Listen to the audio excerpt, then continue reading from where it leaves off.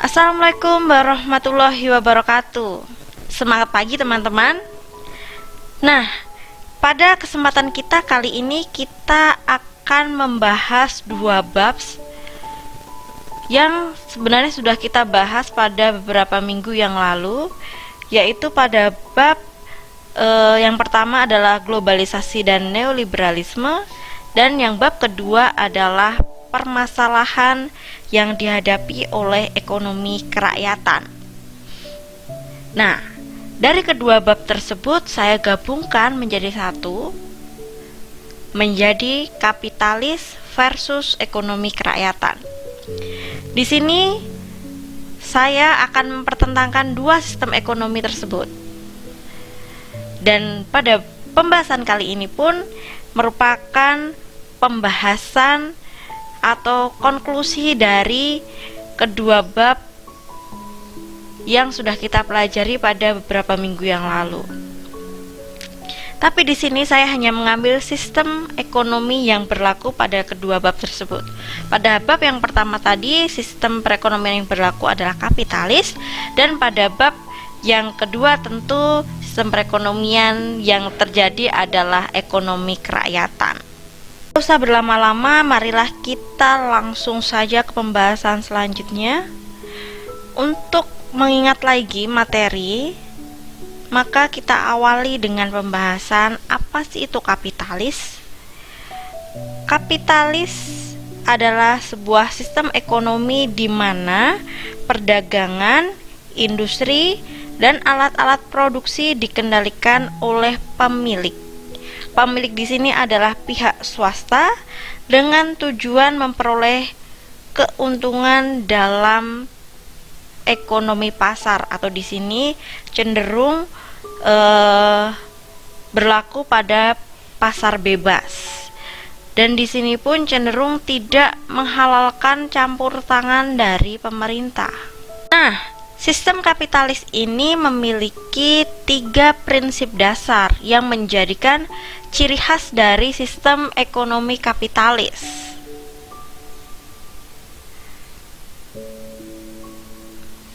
Yang pertama adalah tujuan utama dari sistem ekonomi ini atau sistem ekonomi kapitalis adalah mengembangkan kebebasan individu untuk bersaing secara bebas sempurna di pasar. Jadi, sistem ekonomi ini benar-benar akan menerapkan kegiatan ekonominya itu di pasar bebas. Jadi, tidak boleh ada pemerintah yang ikut campur di dalamnya. Malah beberapa tokoh dari tokoh kapitalis ini yang mengatakan bahwa jika ada campur tangan dari pemerintah, tentu itu malah akan mengganggu stabilitas dari sistem ekonomi itu sendiri. Seperti itu. Yang nomor 2 adalah kepemilikan pribadi terhadap faktor-faktor produksi itu diakui. Yang ketiga, pembentukan harga pasar terjadi karena interaksi antara supply and demand, bukan dibentuk oleh suatu instansi atau pemerintah atau bahkan penjual, tapi interaksi antara penawaran dan permintaan. Nah, selanjutnya kita akan mereview ulang mengenai ekonomi kerakyatan. Apa sih ekonomi kerakyatan? Sekedar flashback ya nak ya. Nah, sistem ekonomi kerakyatan merupakan sebuah sistem perekonomian yang ditujukan untuk mewujudkan kedaulatan rakyat dalam bidang ekonomi. Tentu kekhasannya pun sudah nampak dalam sini. Kedaulatan rakyat, maka di sini ada unsur-unsur kekeluargaan, kegotong royongan, dan lain sebagainya. Yang penting prinsipnya adalah dari rakyat, untuk rakyat, dan oleh rakyat. Yang mengerjakan rakyat, yang mendapatkan keuntungan rakyat, dan yang mengkonsumsinya pun juga rakyat. Nah, 3 prinsip dasar ekonomi kerakyatan itu ada dalam undang-undang sebenarnya. Yang pertama adalah perekonomian disusun sebagai usaha bersama berdasarkan azas kekeluargaan. Yang kedua, cabang-cabang produksi yang penting bagi negara dan yang menguasai hajat hidup orang banyak dikuasai oleh negara. Bukan swasta ya, Nak ya, tapi negara. Nah, di sini sebenarnya ada tafsiran berarti ketika ada suatu BUMN gitu, misalnya itu memayungi produksi yang penting bagi negara dan menguasai hajat hidup orang banyak, lalu dijual sahamnya. Yang penting berarti boleh, yang penting pemerintah itu memiliki saham sebesar 50 plus 1% gitu. Yang ketiga adalah bumi, air, dan segala kekayaan yang terkandung di dalamnya dikuasai oleh negara dan dipergunakan bagi sebesar-besarnya kemakmuran rakyat. Begitu. Ini adalah amanat dari Undang-Undang Republik Indonesia, guys. Nah, dari situ tadi kita bisa menganalisis sebenarnya ada nggak sih peranan dari pemerintah? Ya pastinya ada ya dalam suatu negara. Nah, ini adalah peran pemerintah pada sistem ekonomi kapitalis dan kerakyatan. Pada sistem ekonomi kapitalis, yang pertama adalah pelaksanaan kebijakan anggaran ketat, termasuk penghapusan subsidi. Jadi, peran pemerintah itu harus mengurangi pengeluaran dan menghapus subsidi, cenderungannya seperti itu. Yang kedua, liberalisasi sektor keuangan.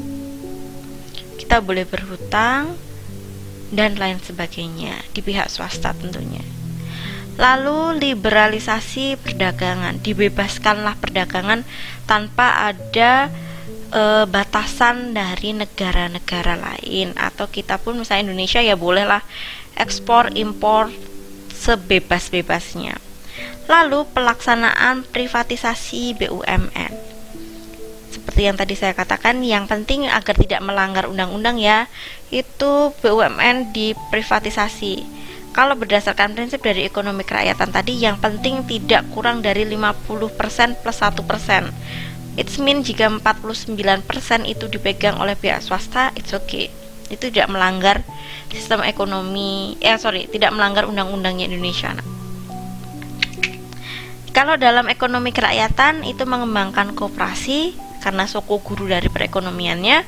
Yang kedua mengembangkan BUMN.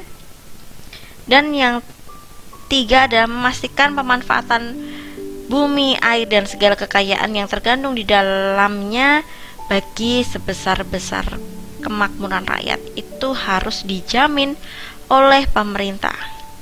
Dan yang keempat adalah pemenuhan hak setiap warga negara untuk mendapatkan pekerjaan dan penghidupan yang layak. Dan yang terakhir adalah memelihara fakir, miskin, dan anak telantar. So, 5 hal ini harus benar-benar dipegang oleh pemerintah dan dipastikan yang lakukan adalah pemerintah. Sedangkan kalau kapitalis, ada 4 ini yang harusnya dibebaskan oleh pemerintah. Begitu. Berdasarkan penjabaran kita tadi, kita bisa dong membuat suatu perbedaan dari kedua sistem perekonomian ini. Mungkin dulu kita pernah juga melakukan pembedaan antara kedua sistem perekonomian ini, tapi kita akan lebih spesifikasi lagi sehingga kita bisa menyimpulkan sebenarnya apa sih permasalahan dalam ekonomi kerakyatan. Karena kenapa harus pakai kapitalis, Bu, di sini? Karena kan sekarang yang katanya itu kapitalis itu kan sedang mulai bergeliat atau sudah berkembang ya di negara kita tercinta ini. Dan ekonomi kerakyatan itu kan sebagai suatu yang ideal yang harusnya itu ada dalam negara tercinta kita. Makanya kita akan menabrakkan antara sesuatu yang realistis yaitu kapitalis yang berkembang di Indonesia dan sesuatu yang harusnya ada di Indonesia. Nanti akan terjadi seperti apa? Nah, kita kulik lagi lebih dalam di sini. Nah, kapitalis versus ekonomi kerakyatan itu perbedaannya di mana sih? Kita buka satu persatu. Pada sistem ekonomi kapitalis yang mengatur dan menjaga bekerjanya suatu sistem perekonomian itu adalah mekanisme pasar. Tapi juga harus dicegah monopolinya. Lalu pada sistem ekonomi kerakyatan menyusun perekonomian sebagai usaha bersama berdasarkan atas azas kekeluargaan, mengembangkan koperasi. Kalau yang satunya itu bilang harusnya mekanisme pasar, yang satunya itu harus tersusun sesuai dengan asas kekeluargaan dengan cara mengembangkan koperasi yang sama-sama asasnya adalah asas kekeluargaan. Lalu yang kedua adalah kalau kapitalis itu mengembangkan sektor swasta dan melakukan privatisasi BUMN, sedangkan kalau kerakyatan itu cenderung menguasai cabang-cabang produksi yang penting bagi negara dan yang menguasai hajat hidup orang banyak. Tetap di sini mengembangkan BUMN, tapi juga diseleksi lagi kalau misalnya itu mempengaruhi hajat hidup orang banyak yang harus benar-benar di-save oleh negara agar pelaksanaannya itu bisa terkontrol gitu. Third is memacu laju pertumbuhan ekonomi termasuk dengan menciptakan lingkungan yang kondusif bagi masuknya investasi asing. Sedangkan ekonomi kerakyatan itu menguasai dan memastikan pemanfaatan bumi, air, dan segala kekayaan yang terkandung di dalamnya bagi sebesar-besarnya kemakmuran rakyat. Seperti itu.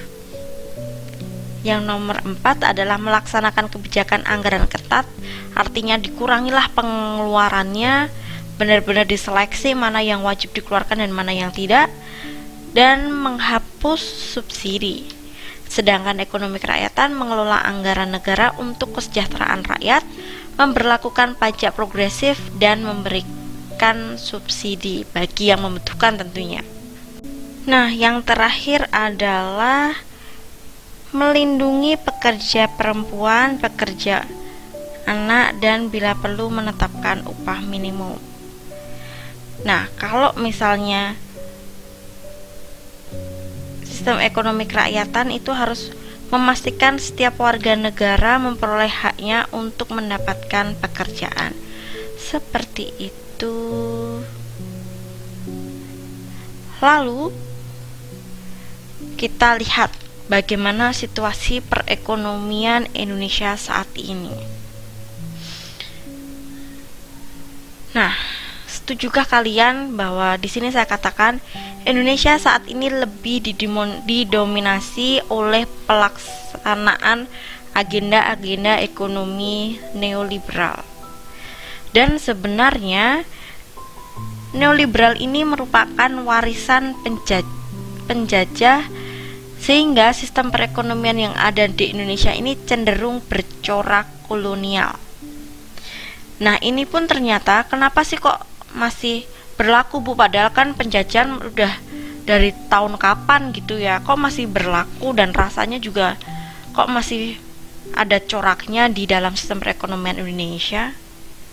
Nah, di sini ternyata ada upaya mencegah adanya ekora dengan neoliberal tersebut.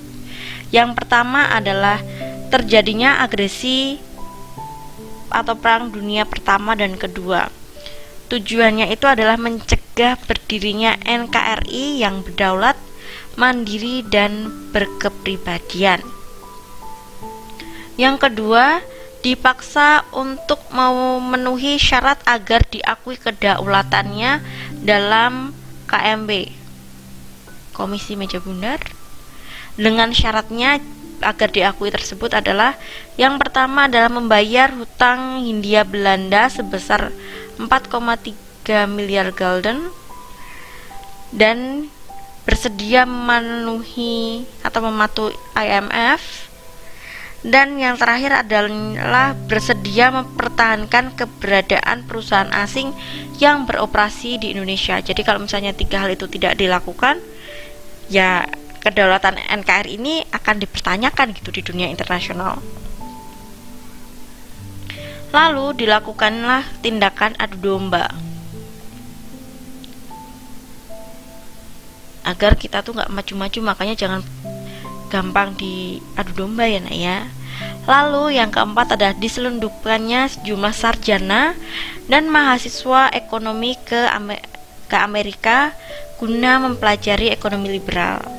Jadi sebenarnya kalau yang poin 4 ini adalah masih gambling, itu sebenarnya peluang atau malah masalah. Melihat ya nak ya, banyak buku sekarang pun juga, tapi juga ada benernya juga. Buku ekonomi sekarang lebih banyak, yang paling terkenal itu juga buatan dari orang-orang yang berpandangannya adalah kapitalis. Banyak juga dosen-dosen saya dulu juga pandangannya juga seperti itu, karena pengaruh dari dosen-dosennya yang sebelumnya, ekonomi itu dipelajari dari segi kapitalis. Makanya juga wajar kalau kebijakan yang diambil oleh para ekonom itu cenderung kebijakan kapitalis, bukan kebijakan yang ekonomi, yang cenderung ke ekonomi kerakyatan. Jadilah seperti itu. Kenapa Indonesia itu masih cenderung bercorak ekonomi kolonial. Nah, dari ini kita bisa melihat masalah apa yang dihadapi oleh ekonomi kerakyatan. Kok bisa sih ekonomi kerakyatan tuh nggak berjaya-jaya di Indonesia, padahal itu udah sesuai paling idealnya loh bangsa kita itu menggunakan ekonomi kerakyatan. Nah, ada di sini permasalahan yang dihadapi oleh Agora. Sumber daya manusia kita tuh seperti apa? Modal kita yang kita miliki itu seperti apa? Teknologinya itu seperti apa? Dan yang paling kita hadapi sekarang adalah pasar bebasnya itu seperti apa? Kita cenderung lebih murah loh beli di luar negeri kalau barang ecer itu daripada kita beli di dalam negeri. Itu adalah tantangan yang kita hadapi dalam ekonomi kerakyatan. Maka di sini dari keempat hal ini yang paling menonjol itu kan faktor produksi. Dapat saya simpulkan bahwa faktor produksi di Indonesia itu belum siap. Nah, kita kaji satu persatu. Nah, yang pertama kita akan mengkaji dari sumber daya manusianya. Di sini adalah faktor penyebabnya itu adalah pendidikan rendah.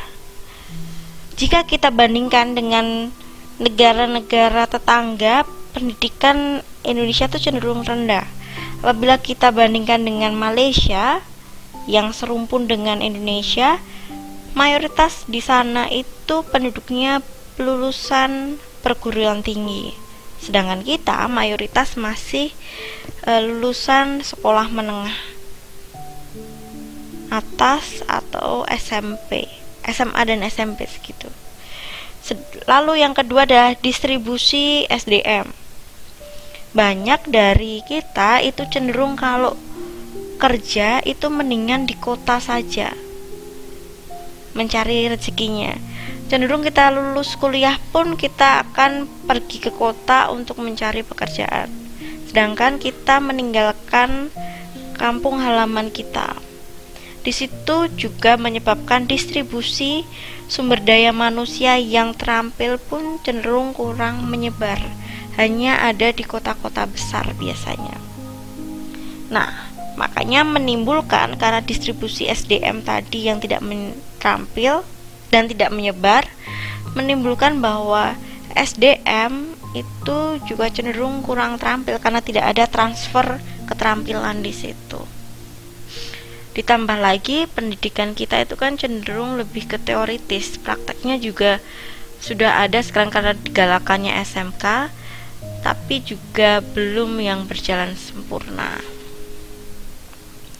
Lalu solusinya adalah dari yang pendidikan rendah tadi kan dikarenakan penghasilan atau pendapatan dari masyarakat Indonesia ini kan cenderung menengah ke bawah ya. Maka solusinya itu mengurangi biaya pendidikan. Lalu distribusi SDM tadi yang kurang merata, itu salah satu solusinya adalah mempermudah transportasi ke seluruh negeri. Jadinya kalau misalnya jalannya sudah bagus gitu, makanya dibuka akses jalan, orang itu kan akan lebih gampang cari berpindah-pindah tempat, sehingga dimungkinkan keterampilannya atau distribusi sumber daya manusia pun cenderung akan lebih merata. Dan untuk menanggulangi SDM yang kurang terampil, maka diberikanlah pelatihan. Dan selanjutnya kita melihat dari segi modal. Yang pertama adalah penyebabnya. UMKM itu kan kalau misalnya benar-benar pas di awal banget kita tuh mau bangun usaha, yang pertama yang dihadapi adalah susahnya mendapatkan modal. Yang kedua adalah bunga pinjaman itu tuh cenderung tinggi. Makanya itu yang menjadi penghambat kita mendapatkan modal yang besar juga. Lalu solusi yang bisa ditempuh adalah sebagai berikut. Dengan cara modal Ventura dan PKBL atau program kemitraan dan bina lingkungan dari BUMN yang merupakan program pembinaan usaha kecil dan pemberdayaan lingkungan oleh BUMN itu sendiri, serta dengan cara menurunkan suku bunga agar kita bisa mencicil atau mendapatkan modal itu dengan biaya yang relatif murah. Nah, selanjutnya adalah teknologi yang ada di Indonesia itu seperti ini. Kurangnya tenaga ahli, kurangnya penguasaan teknologi, sehingga kita itu perlu mendatangkan tenaga ahli dari kota ke desa. Apakah selamanya harus ada di situ? Nope. Cukup sampai dengan kita tuh membayar orang untuk melatih saja sebenarnya. Kalau orang tersebut ada di desa secara terus-menerus, tentu akan timbul rasa yang namanya tuh gampang, itu apa ya bahasa Indonesianya? Akan timbul usaha untuk mendapatkan keterampilan tersebut cenderung akan kecil.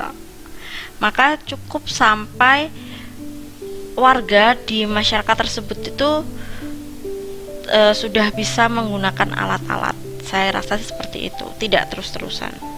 Lalu pemerintah memberikan dana bantuan untuk fasilitas. Kalau kita sudah terampil tapi tidak ada fasilitasnya, ya buat apa? Kalau keterampilan menurut saya sendiri itu juga harus diasah setiap hari, maka harus terfasilitasi juga. Nah, yang terakhir adalah pasar bebas, seperti yang kita tadi sudah diskusikan yang awal. Ini yang sedang kita hadapi, yaitu pasar tanpa ada batasan negara atau pasar bebas. Penyebabnya adalah yang pertama tentunya buat Indonesia, kita sebagai konsumen memang diuntungkan dengan adanya barang dengan harga yang murah, tapi dari segi produsen tentu kita akan dirugikan karena produk-produk kita cenderung belum mampu, bukan tidak mampu, tapi belum mampu bersaing dengan produk luar yang notabene mereka memiliki teknologi lebih tinggi daripada kita, bisa memproduksi lebih murah daripada kita, sehingga produk-produk kita dianggap belum memiliki daya saing. Yang kedua, yang sudah saya paparkan di awal tadi, tidak mampu bersaing dalam segi harga, dan pajak masuk barang luar negeri itu cenderung rendah. Jadi barang import itu tuh pajaknya cenderung lebih rendah, mengakibatkan harga barang import cenderung lebih murah daripada barang-barang kita. Nah, solusinya adalah meningkatkan pajak pada produk pertanian dari luar negeri biar kita tidak cenderung tidak tertarik dengan produk-produk luar negeri gitu, gengs. Jadi kita akan memilih produk dalam negeri. And then meningkatkan kualitas hasil pertanian. Karena pertanian itu yang diunggulkan oleh negara kita, kan negara kita masih tergolong agraris ya, maka kualitasnya pun perlu ditingkatkan sehingga akan memiliki daya saing terhadap produk luar negeri. Dan mengurangi barang impor. Karena dengan mengurangi barang impor, kita akan berusaha untuk memproduksi sendiri. Nah, I think that's all. Terima kasih buat teman-teman sudah mendengarkan celotehan saya mengenai kapitalis versus ekonomi kerakyatan. Semoga dengan video ini membantu teman-teman semua lebih aware terhadap perkembangan dan pertumbuhan negara kita. Terima kasih. Wassalamualaikum warahmatullahi wabarakatuh.